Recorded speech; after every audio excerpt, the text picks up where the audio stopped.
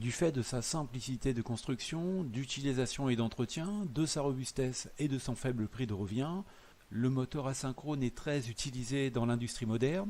On peut le trouver dans des gammes de puissance allant de quelques centaines de watts à plusieurs milliers de kilowatts. Mais voyons plutôt les composants récurrents que l'on trouvera lors de son démarrage et étudions les différentes fonctions qui devront être appliquées afin d'obtenir un démarrage moteur viable.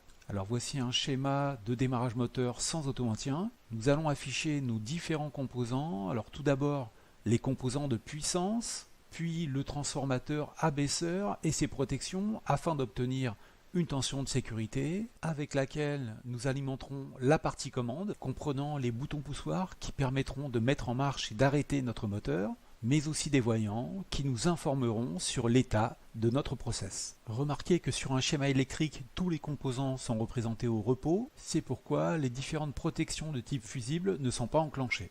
Faisons maintenant l'étude des différents constituants qu'on retrouvera sur un démarrage moteur et de leurs fonctionnalités. Nous allons avoir une partie puissance et une partie commande, et sur ces deux parties, différents composants qui seront soit liés à l'une, soit liés à l'autre, soit liés aux deux parties. Alors on va commencer par le plus simple et voir les différentes fonctionnalités qu'on aura sur la partie puissance. Tout d'abord, tout en haut à gauche, une arrivée triphasée 400 volts, puis juste en dessous un premier composant, Q1. Ici il s'agit de la fonction sectionnement. Alors la fonction sectionnement nous permet d'isoler la partie amont de la partie aval et ainsi de pouvoir travailler sur la partie aval hors tension en toute sécurité. Ce composant Q1 est aussi le support d'un autre composant appelé fusible. En effet, celui-ci sera le point faible sur le circuit puisqu'il fondra au passage d'un courant trop grand et assurera la protection contre les courts-circuits. Il protégera donc notre système contre les incendies. Juste dessous, nous avons un composant nommé KM1. Celui-ci assurera la fonction de commutation-distribution de mon énergie de puissance à mon moteur. C'est pour ainsi dire un interrupteur télécommandé qui viendra par l'intermédiaire de ses contacts alimenter ou non notre moteur. Juste au-dessous de ce composant, nous en trouverons un autre qui se nomme F1. Celui-ci aura pour fonction de surveiller la surchauffe de mon moteur et permettre l'arrêt de celui-ci en cas de danger. Et pour finir, nous retrouverons notre moteur qui a pour fonction de transformer l'énergie électrique en énergie mécanique de rotation. Pour ceux qui sont un peu curieux, il ne vous aura pas échappé qu'on retrouvera certaines dénominations sur la partie commande dont on avait déjà parlé sur la partie puissance, notamment pour Q1, KM1 et F1. Ils feront donc partie intégrante de la partie puissance mais également de la partie commande. Ils seront représentés dans une vue dite éclatée puisque le composant dans sa globalité ne sera pas représenté dans un seul endroit du schéma. Alors commençons dès maintenant à simuler le fonctionnement de notre schéma. Pour cela, nous allons fermer le sectionneur porte-fusible Q1, puis les fusibles F2 et F3 afin de rendre ces protections actives. Remarquez qu'un premier voyant va changer d'état et nous indiquer que le circuit est sous tension. Cette information nous sera donnée par le voyant H1. Celui-ci n'étant pas conditionné par un contact en amont, il s'allumera dès que mon circuit sera sous tension. Tentons maintenant de faire fonctionner mon moteur. Je vous rappelle que celui-ci sera alimenté par le contacteur KM1 qui a pour fonction la commutation de l'énergie de puissance. Voyons maintenant par quelle technique les contacts de KM1 vont se fermer et permettre au courant de parcourir mon circuit afin qu'en finalité je vienne alimenter mon moteur. Alors pour comprendre cette technique, il va falloir qu'on revienne sur certaines lois électriques. Selon le théorème d'Ampère, tout courant parcourant un circuit crée un champ magnétique à travers la section qui l'entoure. C'est un phénomène très utilisé en électricité. Imaginons maintenant que l'on prenne un conducteur et qu'on le replie sur lui-même afin de créer un bobinage. Si un courant parcourait celui-ci, le champ magnétique créé serait d'autant plus grand que les spires du bobinage seraient importantes. Et notre contacteur moteur KM1 est ici composé d'une bobine ainsi que de contacts mobiles permettant la fermeture d'un circuit. Ces contacts sont maintenus en position grâce à un ressort de rappel. Néanmoins, il va être possible de les fermer grâce au théorème d'Ampère. En effet, un courant parcourant la bobine de KM1 va créer un champ magnétique suffisamment puissant pour attirer les contacts mobiles vers elle et comprimer le ressort les maintenant en position ouverte afin de permettre la fermeture de ces contacts. Alors voyons comment tout ça va être possible. À l'appui sur le bouton poussoir S2, je vais me retrouver en présence d'un circuit fermé. Celui-ci va être parcouru par un courant qui alimentera donc notre bobine KM1. Celle-ci créera un champ magnétique suffisamment puissant pour comprimer le ressort de rappel, conservant les contacts de KM1 en position ouverte. Ces contacts mobiles liés à notre bobine KM1 vont donc changer d'état et se fermer sous l'influence du champ magnétique créé. Cela aura au niveau de notre schéma deux incidences. La première, c'est alimenter mon moteur et permettre sa rotation.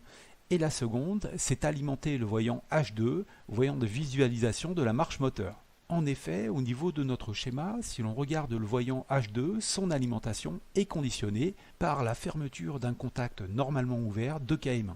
Sous l'influence du champ magnétique créé, ce contact se fermera également et viendra alimenter mon voyant. Alors tout semble aller pour le mieux, simplement dans l'industrie, les boutons poussoirs que l'on va utiliser pour mettre en route et arrêter les process sont des boutons poussoirs de type monostable, c'est-à-dire qu'ils sont munis de contacts qui reviendront dans leur position initiale une fois qu'on aura fini de les activer. Et ceci va avoir des conséquences sur notre process, car lorsque je vais arrêter d'appuyer sur le bouton poussoir S2, son contact reviendra à sa position de repos ouverte et désactivera l'alimentation de la bobine de KM1. Celle-ci n'étant plus alimentée ne fournira plus le champ magnétique capable de faire changer d'état tous les contacts qui lui sont liés. Ces contacts reviendront donc à leur état de repos et s'ouvriront, désalimentant ainsi le moteur et le voyant H2. Alors vous vous doutez bien que ce mode de fonctionnement ne va pas être satisfaisant. Il ne sera pas intéressant de mobiliser des opérateurs pour appuyer sur des boutons poussoirs. C'est pourquoi on va utiliser une technique permettant de mémoriser un appui sur une commande. Cette technique s'appelle l'auto-maintien.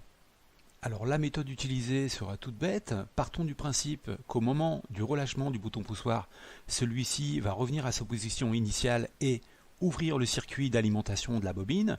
Il faudrait qu'à ce moment, un second circuit puisse être proposé pour pallier à l'ouverture du circuit lié à notre bouton poussoir. Et c'est exactement ce qui va être proposé à travers l'utilisation d'un contact normalement ouvert de KM1, donc lié à cette même bobine qu'on utilisait précédemment. Ce qui nous donnera à peu près cette séquence. Tout d'abord, l'appui sur le bouton poussoir S2, la fermeture du circuit et donc l'alimentation de ma bobine KM1, la création du champ magnétique découlant de cette alimentation et le changement d'état de tous les contacts liés à ce champ magnétique, donc à cette bobine. Ces contacts étant normalement ouverts au repos, ils vont donc se fermer, alimentant comme auparavant mon moteur KM1 et la lampe H2, mais également le nouveau contact mis en parallèle sur mon bouton marche qui offrira une seconde voie d'alimentation quand mon bouton reviendra à sa position de repos. Ce contact permettra donc l'alimentation de ma bobine et cette même bobine, une fois alimentée, créera donc le champ magnétique qui permettra donc au contact de rester collé. C'est donc ici la technique du serpent qui se mord la queue, puisque la bobine, une fois alimentée, permet la fermeture du contact et ce contact permet l'alimentation de la bobine. Alors tout va pour le mieux, nous avons créé un système qui permet d'alimenter durablement notre moteur. Il va nous falloir créer maintenant un système capable de l'arrêter. Et pour ce faire, on viendra couper l'alimentation de la bobine de KM1 par l'intermédiaire du bouton S1. À l'appui sur celui-ci, le circuit s'ouvrira et la bobine KM1 sera désalimentée. Sans alimentation, celle-ci ne pourra plus produire le champ magnétique permettant à ces contacts liés de rester collés. Ils retomberont donc à leur état de repos, coupant ainsi l'alimentation du moteur et du voyant H2. Deux autres moyens seront utilisés pour couper l'alimentation de mon moteur. Le premier, c'est par l'intermédiaire du bouton S0. Alors, il agira de la même manière que le bouton S1, mais il s'agit ici d'un bouton d'arrêt d'urgence. Quant au second moyen, il s'agira des protections magnétiques et thermiques de notre process.